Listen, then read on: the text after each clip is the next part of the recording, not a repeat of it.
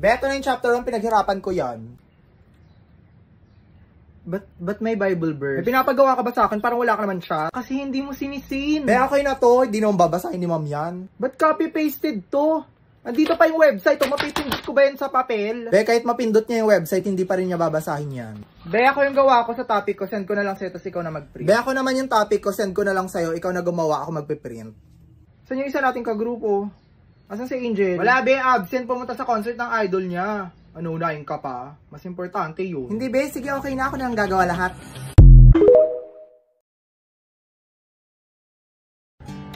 Hello, kakabalik lang po ni Jungkook Hilario at dahil pinapainit yung ulo ko sa comment section, ang dami yung Pandodog Show, magpapainit tayo ng Lucky Me Go Cup Noodles. Diba, in-stress nyo lang yung bakla, imbis na nagpapahinga ako, diba? O, napamerienda tuloy ako. Hey! Ako sinasabi ko sa inyo, ayusin nyo yung mga comment ninyo ha, kumukulo talaga ron tubig na to.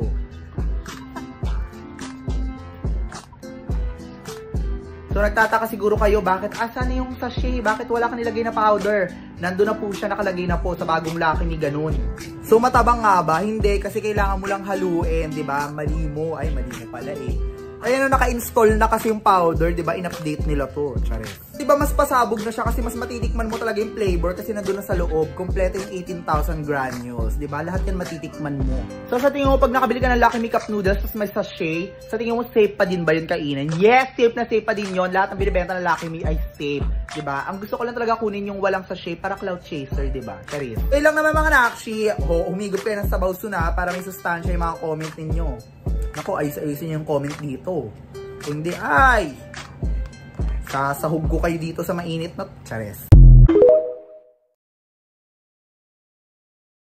Papalitan naman ako ng part na to kasi parang hindi to pasok sa topic natin eh. Ikaw nag-isip, di ba? Ikaw gumawa. Go lang, besan ko na lang sa'yo mamaya. Tsaka pala yung inabono ko dito sa ambag para sa'yo. Kailan ko makuha yan, be? Ang ina mo, isa-shoutout mo ako sa buong meeting para sa halagang 20 pesos lang. Gusto mo doblehin ko yung 20 pesos mo? Sige lang, besan mo sa akin yung number mo.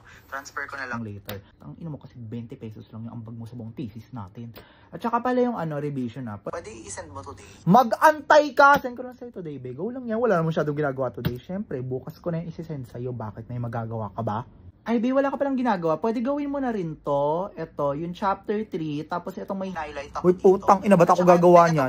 Be, parang siguro mas okay kapag pinasa na lang natin sa iba yung trabaho pa. Kasi parang hindi na kaya ng time ko eh. Ang ina mo, umaasa ka talaga gagawin ko yan. Uy. Ay, be, sige, carry lang. Ako nagagawa. Nakalimutan ko, wala ka na palang time. Pero ang hilig mo mag-my day ng inuman. Oh. Be, kung wala na kayong mga tanong sige, carry na ako dito. Wala na, carry na ako dun. Be, thank you. Bye! Bye!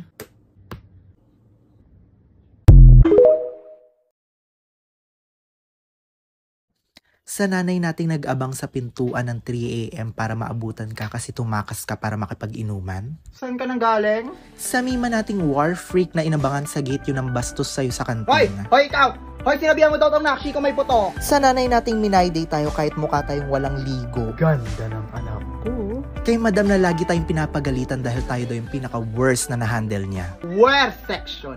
Worst section! Sa nanay mong naka 300 missed calls. Nasaan ka na ba? Uwi naman. Sa nanay nating nagbigay sa atin ng kalayaan. Sinabihan ka na, di ba? Bahala ka sa buhay mo. Sa nanay nating nag-alaga sa atin 24/7 walang pahipahinga. Sa mother nating laging binubuhay tayo sa 10-20. Sa mama mong nangutang para makasama ka lang sa field trip. Madam, Mima, Mother, Mama, Ma, Happy Mother's Day.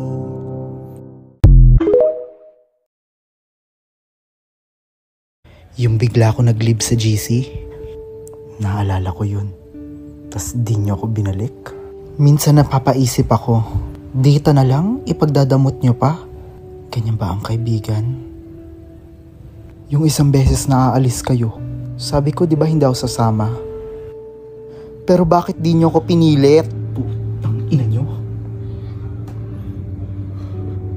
Naging mabait ako, pero ngayon hindi na. Lalaban ako.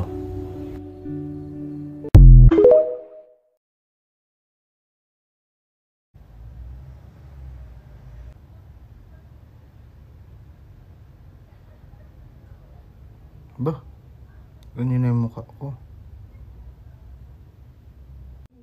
Oh, kamukha nung kabit ni Boy. Nak! Nak, tingnan mo, nak.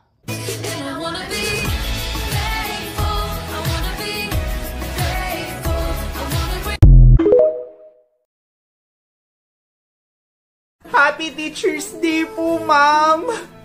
You taught us how to be honest po, ma'am. May mga best, sinend ko yung answer sheet sa GC, Perfect score yan. Libre niyo ako mamaya. Ma'am, Happy Teacher's Day po. Kayo po ang nagturo sa amin paano po maging responsable, ma'am. Hoy, putang ina niyo, labas niyo yung cellphone ko! Pamatay na yung magtago ng cellphone ko, Iiyak na yan! Iiyak na yan! Iiyak na yan! Happy Teacher's Day, madam! Ikaw yung paborito naming teacher! Be, ako makinig sa lecture ni ma'am. Ako din, te.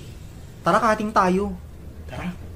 Ma'am, Happy Teacher's Day po. Kayo po ang nagturo sa amin maging mature as a person and as a student. Jess, ang putok! Halika nga dito, dali. Kausapin lang kita. Ano yung mga may sinasabi? Dalian mo. Sasampalin kita. We love you, ma'am! So buong section kayo nag-inuman. At sa classroom pa. Wow, ang gagaling.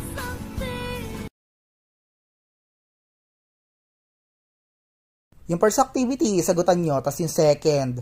Yung third na din, tas yung fourth, tas pasa nyo bukas. Ma'am, meron po ba tayong activity yung pwede ka na matulog ng 7 hours, ma'am? Kasi parang ang tagal ko nang di nararanasan, ma'am. Pa-activity ka naman ng ganun, mo. Sige, no? Oo. Yung activity, yung mumutain kami sa umaga, ganun, oo. Parang miss ko na magkaroon ng muta sa umaga, ma'am. Multitasking is the key, anak. Multitask, ma'am? Mga pa-multitask naman ang tulog sa klase ninyo, ma'am. Kahit mga 30 minutes lang, ma'am, oo. Bawi lang ako tulog, ma'am. Kaysa bawi ako next life, di ba? Parang mas maganda yun. Hindi ka na ba nakakalabas ng bahay? Parang maganda lumabas ng bahay ngayon at gumawa ng makabuluhang connection sa mundo. Nandiyan na yung mga aesthetic! Siguro sa ibang araw na lang. Hindi ka na ba aware sa mga nangyayari sa paligid mo? Oh my God, buntis? Bakla magte-30 na tayo, o malamang mabubuntis na siya. Hindi mo na nga ba alam ang mga latest chismis? Natatandaan mo pa yung baklang pagong natin? Missy nung sun and moon. Babe, may regalo sa'yo, babe. Ano yun? Diba, week sa rin natin, eto regalo ko sa'yo yan. Oh my God, iPhone 14 to, diba? Akin to? Seryoso ka? Oh, syempre. Oh my God! 非常高兴其 Ba't ganito yung tunog pag binuksan, babe? Hindi, ganyan talaga yan. Tsaka ano yan, may TV yan. Naka-install na din yung Fruit Ninja dyan.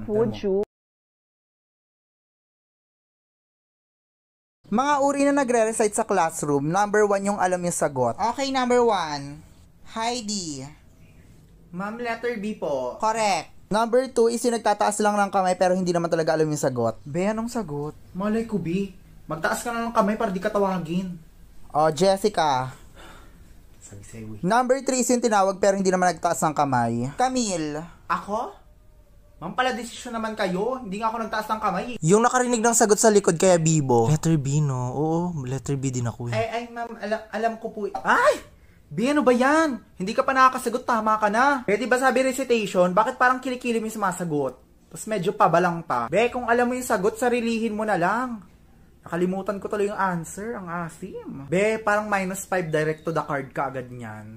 Ireksona mo nga muna yan. Para hindi yung amoy mo yung hataw, te, kundi pagtataas mo ng kamay. O, ano na yung sagot mo, princess? Okay, anong sagot dito? Ma'am, letter B. Okay, solve. Ma'am, di ba usapan yung sagot lang, ba't biglang may solve?